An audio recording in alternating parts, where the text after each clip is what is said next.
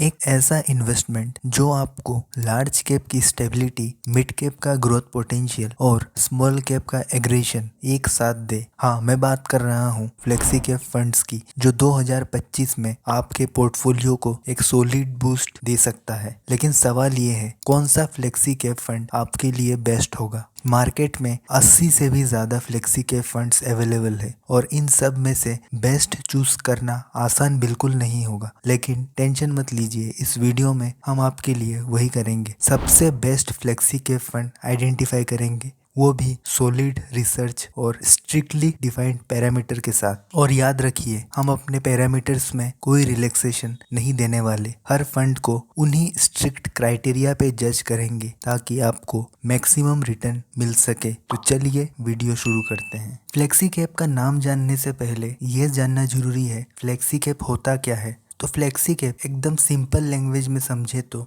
ऐसा mutual fund जहां fund manager के पास पूरा फ्लेक्सिबिलिटी होता है कि वो लार्ज कैप में कितना भी इन्वेस्ट कर सकते हैं, मिड कैप में कितना भी इन्वेस्ट कर सकते हैं और स्मॉल कैप में कितना भी इन्वेस्ट कर सकते हैं। फंड मैनेजर को उतना कोई रेस्ट्रिक्शन नहीं होता यहाँ। अगर स्मॉल कैप सेक्टर अच्छा परफॉर्म कर रहा है तो फंड मैनेजर लार्ज कैप और मिड कैप से एलोकेशन को निकाल के स्मॉल कैप में इन्वेस्ट कर सकते हैं। अगर फंड मैनेजर को लगता है कि लार्ज कैप सेक्टर अच्छा परफॉर्म करने वाला है तो वो मिड कैप और स्मॉल कैप सेक्टर से एलोकेशन को निकाल के लार्ज कैप में इन्वेस्ट कर सकता है। तो दोस्तों, मैंने टिकर टेप का म्यूचुअल फंड स्क्रीनर ओपन कर लिया है। अब हम इक्विटी के सेक्शन में आके फ्लेक्सी कैप को सेलेक्ट कर लेंगे। तो ये मैंने फ्लेक्सी कैप सेलेक्ट कर लिया है। अब दोस्तों, आप यहाँ देख सकते हैं टोटल हमारे पास 93 फ्लेक्सी कैप फंड है। इन 93 फंड में से हमें बेस्ट चूज करना है, तो इसके लिए हम कुछ फिल्टर्स ऐड कर लेंगे। सबसे पहले 5 साल का CAGR,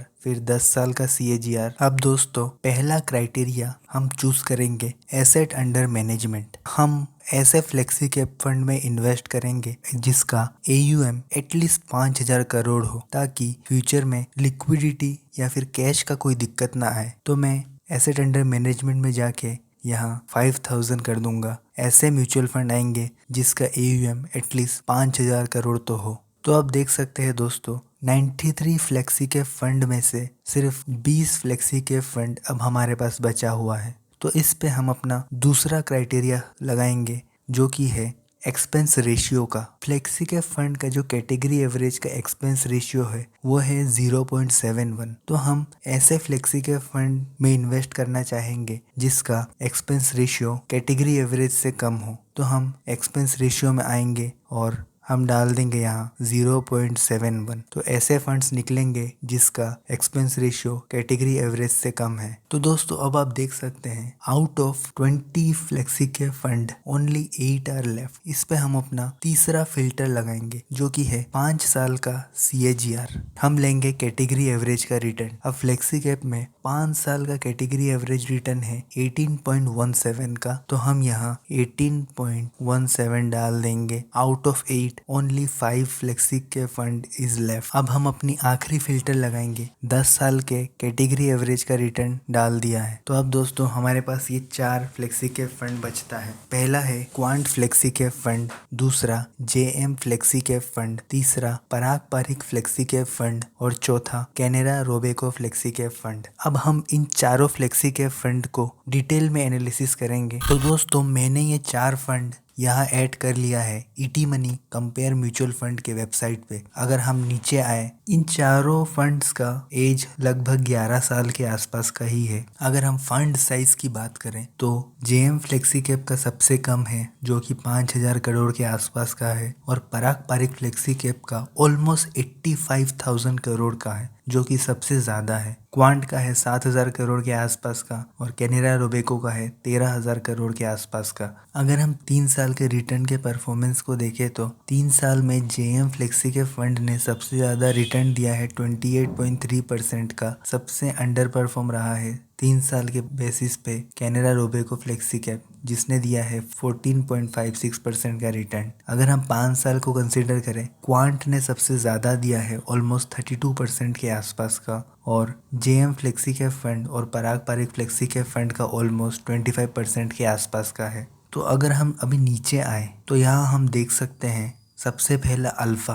अल्फा हमें ये बताता है कि उस म्यूचुअल फंड ने अपने बेंचमार्क के कंपैरिजन में कैसा परफॉर्म किया है। अगर किसी भी म्यूचुअल फंड का अल्फा 1 से कम है यानी उस म्यूचुअल फंड ने बेंचमार्क के कंपैरिजन में अंडर परफॉर्म किया है, और किसी भी म्यूचुअल फंड का अल्फा अगर 1 से ज़्यादा है यानी उसने बेंचमार्क के कंपैरिजन में अच्छा परफॉर्म किया है। तो अल्फा हम देख सकते हैं कैनरा रोबेको का काफ़ी लो है। तो मैं ऐसे म्यूचुअल फंड में तो इन्वेस्ट नहीं करना चाहूँगा जिसने उस कैटेगरी के बेंचमार्क को ही बीट ना किया हो। तो यहाँ से दोस्तों मैं Canara Robeco flexi cap fund को एलिमिनेट कर दूंगा। अब हमारे पास है दोस्तों सिर्फ 3 म्यूचुअल फंड। अगर हम इन तीनों का अल्फा देखें तो तीनों का अल्फा 1 से ज़्यादा है, लेकिन जेएम फ्लेक्सी कैप फंड का सबसे ज़्यादा है 10.42 का। नेक्स्ट पैरामीटर है दोस्तों बीटा। बीटा हमें ये बताता है कोई भी म्यूचुअल फंड कितना ज़्यादा वोलेटाइल है। अगर बीटा 1 से ज़्यादा है मतलब वो म्यूचुअल फंड काफ़ी वोलेटाइल है,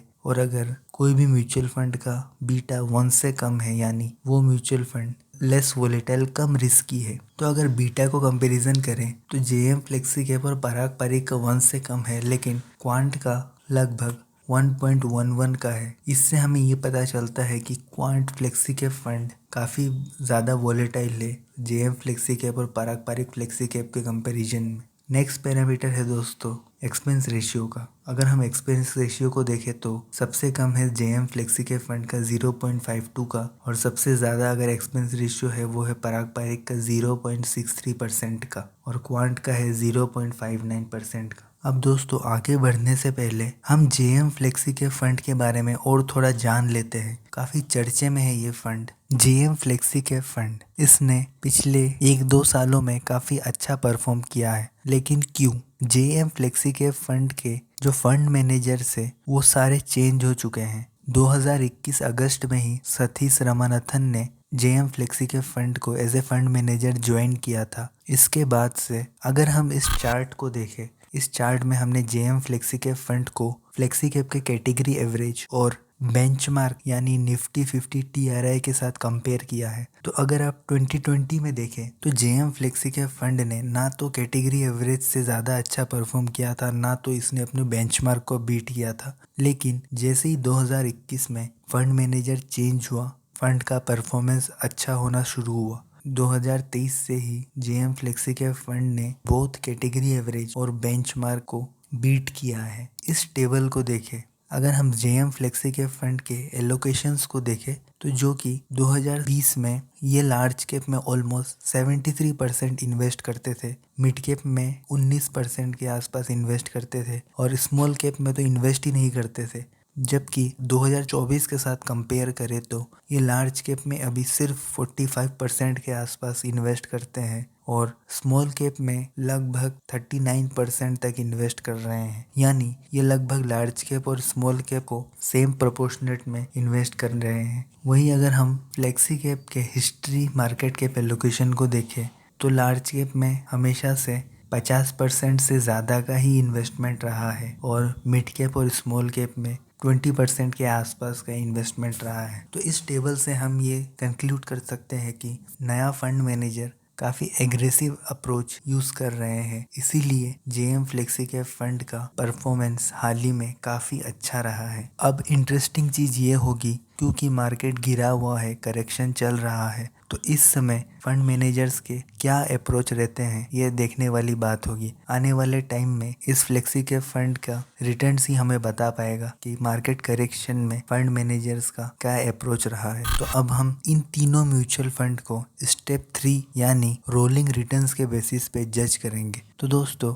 मैंने ओपन कर लिया है advisorkhoj.com, और यहाँ मैं रोलिंग रिटर्न के टैब में आ चुका हूँ। यहाँ मैंने ऐड कर दिया है इन तीनों म्यूचुअल फंड को। रोलिंग रिटर्न को हम कंपेयर करेंगे फ्लेक्सी कैप के कैटेगरी एवरेज के साथ। 1 जनवरी 2019 यहाँ मैंने सेलेक्ट कर लिया है, 3 ईयर का पीरियड सेलेक्ट कर लिया है, और हम कर देंगे सबमिट। तो दोस्तों ऑरेंज कलर में है quant mutual fund, dark blue colour में है JM flexi cap fund, green colour में है पराग पारिक, और लाइट ब्लू कलर में है फ्लेक्सी कैप का कैटेगरी एवरेज। तो दोस्तों अगर हम कैटेगरी एवरेज से कंपेयर करें तो क्वांट म्यूचुअल फंड हमेशा से काफ़ी अच्छा परफॉर्म किया है इसने। लेकिन अगर हम हाल ही में देखें देखें तो जेएम फ्लेक्सी कैप फंड ने क्वांट फ्लेक्सी कैप फंड को आउट परफॉर्म किया है। वही अगर हम दोस्तों पराग पारिक फ्लेक्सी कैप फंड को देखें तो पराग पारिक फ्लेक्सी कैप फंड इकलौता ऐसा फ्लेक्सी कैप फंड है जिसका वॉलेटिलिटी काफी कम है। इसने कंसिस्टेंटली विदाउट वॉलेटिलिटी अपने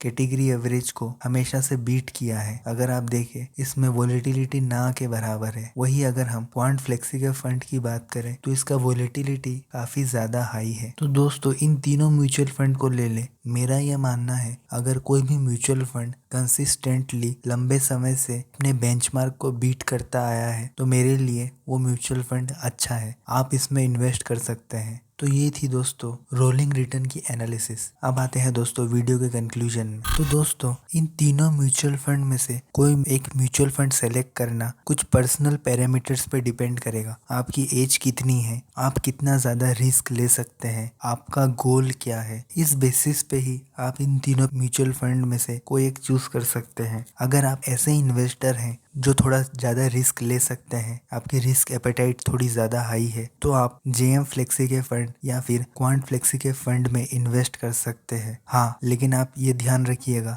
कि आपको उतार चढ़ाव भी थोड़ा ज़्यादा देखने को मिलेगा यहाँ। नो डाउट आपको रिटर्न्स भी अच्छा मिलेगा, बट इन दोनों फंड में वोलेटिलिटी का भी थोड़ा ध्यान रखना होगा। और अगर आप ऐसे इन्वेस्टर हैं जो ये चाहते हैं कि जब मार्केट करेक्शन में हो, मार्केट करेक्शन में भी पोर्टफोलियो उतना ज़्यादा ना गिरे, तो नो डाउट पराग पारिक फ्लेक्सी के फंड में आप इन्वेस्ट कर सकते हैं। अगर हम इसके पास्ट परफॉर्मेंस को देखें, इसने हमेशा से कैटेगरी एवरेज को बीट करता आया है। और अब क्योंकि मार्केट में करेक्शन चल रहा है, तो अगर हम इन तीनों फ्लेक्सी के फंड में से पिछले 3 महीने और 6 महीने का रिटर्न को देखें तो जहां क्वांट फ्लेक्सी के फंड 13% नीचे तक गिर चुका है, जेएम फ्लेक्सी के फंड 5% तक गिर चुका है, पराग पारिक फ्लेक्सी के फंड अब भी सिर्फ 1.96% से नीचे गिरा है। अगर हम पिछले 6 महीने को कंसीडर करें तो पराग पारिक फ्लेक्सी के फंड ने 6.93% का रिटर्न दिया है इन्वेस्टर्स को। तो दोस्तों ये तीनों ही म्यूचुअल फंड अच्छे म्यूचुअल फंड है। आप इन तीनों म्यूचुअल फंड में से कोई भी एक सेलेक्ट कर सकते हैं अपने एज रिस्क एपेटाइट के अकॉर्डिंग। आज के वीडियो के लिए सिर्फ इतना ही। उम्मीद करता हूँ ये वीडियो आप सभी के लिए हेल्पफुल रहा होगा और जल्दी मिलेंगे एक नए वीडियो के साथ।